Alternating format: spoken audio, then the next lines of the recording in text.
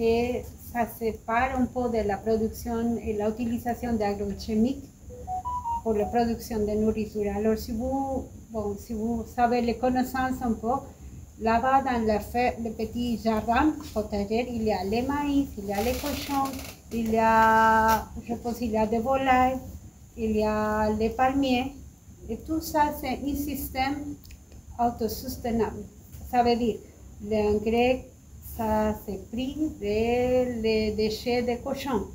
Alors on n'achète pas l'engrais chez quelqu'un, mais on l'a chez nous. Et comme ça, on fait tous les cycles de production dans le même ferme. Alors ça est un peu l'idée de l'agroécologie, c'est que ce n'est pas nécessaire d'ajouter les engrais chimiques, les substances chimiques, qui sont altement toxiques normalement, pour produire ce qu'on mange. Une raison qui nous a pris beaucoup l'attention, c'est le conflit entre les éleveurs et les fermiers. Parce que, comme vous savez, par exemple, s'il y a l'éleveur de vaches, il va faire les vaches marcher pour tous les villages et ils vont manger peut-être ce que les agriculteurs ils ont fait. Alors, c'est très intéressant dans les groupes de 10 élèves qu'on a eu, parce qu'on a remarqué que aussi l'élevage se relaie à certains groupes ethniques, aussi à certains groupes religieux. Et l'agriculteur, je pense qu'il y a eu l'explication quand ils sont en train de dessiner la carte. Il dit, nous, les tomates, on fait les jardins. C'est nous qui utilisent les bas-fonds. Alors ça veut dire que les autres groupes, ils sont l'élévateur des animaux qu'après ils viennent marcher. Lui-même, il propose une solution. Il dit il faut faire les clôtures autour de... Alors c'est des petites solutions préventives des conflits. Parce qu'après, quand on parle plus avec eux, il y a plusieurs moments où ils ont tué les gens parce qu'ils ont trouvé les vaches dans les cultures, ils ont tué les vaches, après ils ont tué les enfants de l'autre. Et comme ça, le conflit devient tellement grand. Alors oui, la réponse est oui. On a identifié beaucoup de causes de conflit, mais bon, ça on pourra aussi on va les développer dans le 3e et 4e épisode. En tant qu'étranger aussi, tout le temps que ça passait là-bas à chaque fois, et même moi j'apprends profondément, quoi, tu vois, et voilà, c'est un chemin d'apprentissage ensemble, quoi, tu vois, parce que même c'est un partage tellement joli, donc en tout cas, voilà, c'est la joie, c'est aussi la fierté, c'est l'espoir aussi que, voilà, que il y a comment je peux dire ça, quelque chose que ça peut aider la Guinée, quoi, tu vois. Il y a l'espoir. Il y a l'espoir, vraiment, vraiment. Ce qu'on voit, c'est qu'il y a beaucoup de choses on va dire, à apprendre, il y a beaucoup de choses à développer, et c'est vraiment un projet qui va toucher vraiment tout le monde, même ceux qui sont en ville, voilà, parce que la cohésion n'est pas que pour les gens qui sont en forêt ou bien en truc, mais voilà, c'est pour tout le monde, ça édifie tout le monde, et à chaque fois qu'on va sur ce genre de projet-là, on est vraiment en train d'apprendre nous aussi des choses à partager à nos différentes communautés. Parce qu'aujourd'hui, la question de l'agroécologie, c'est une préoccupation majeure, parce que résume non seulement ce changement climatique qui est devenu vraiment aussi l'une des préoccupations majeures qui alimente la fête chronique. Et en fait, cette rencontre nous a fait savoir réellement aussi la vie en communauté, parce qu'aujourd'hui beaucoup de conflits se passent dans des régions où on fait l'agriculture, soit des conflits avec les éleveurs, mais des fois aussi avec des conflits des propriétaires du foncier.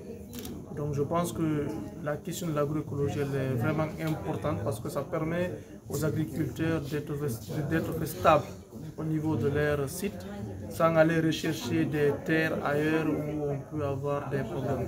Donc la rencontre a été vraiment riche et je pense qu'aujourd'hui, c'est cette vulgarisation de la question agroécologique devait être l'une des préoccupations majeures.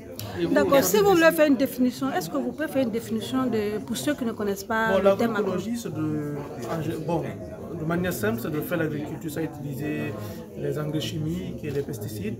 C'est de faire une agriculture, comme on dit, une agriculture éducative, tout en respectant les normes, aussi protéger les insectes qui trouvent au niveau du sol, parce que des fois c'est des insectes qui ont besoin en fait, qui ont besoin de vie.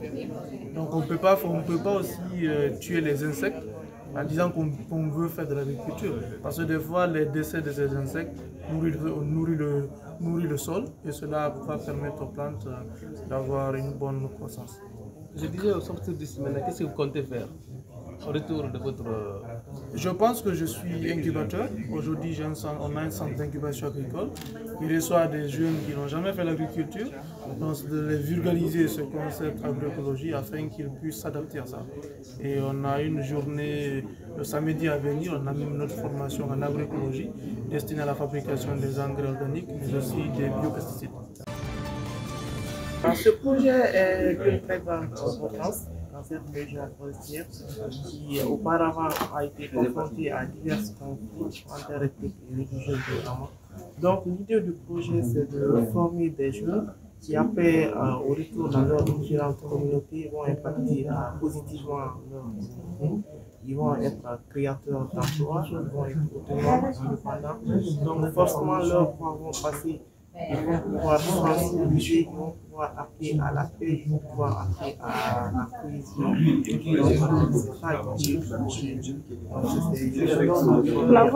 en entrepreneuriat et agricole notamment, mis à part qu'il y a des projets qui ne sont pas dans l'agriculture, on a des projets de la fortification, des gens qui sont dans l'élevage des porcs. Mais après, c'est un projet qui a un très très grand avantage dans ces communautés-là. Parce qu'après, quand on voit des jeunes qui se lèvent pour des fois des manifestations, c'est parce que c'est des jeunes qui ne sont pas indépendants. Mais quand ces jeunes sont indépendants, ils ont mieux à faire, ils sont travailleurs.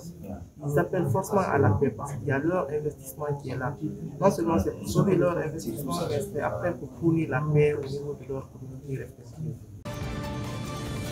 C'est vrai que en fait, c'est aussi un autre objectif de cette stratégie, c'est aussi le renforcement de la réactivité du gouvernement.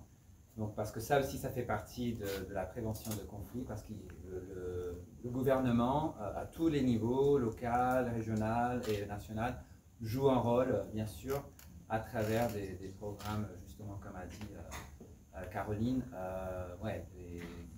des politiques en fait, pour la protection des sols, des terrains. Il faut les lois en fait. Et après, l'état de droit, les suivre. Il faut suivre les lois.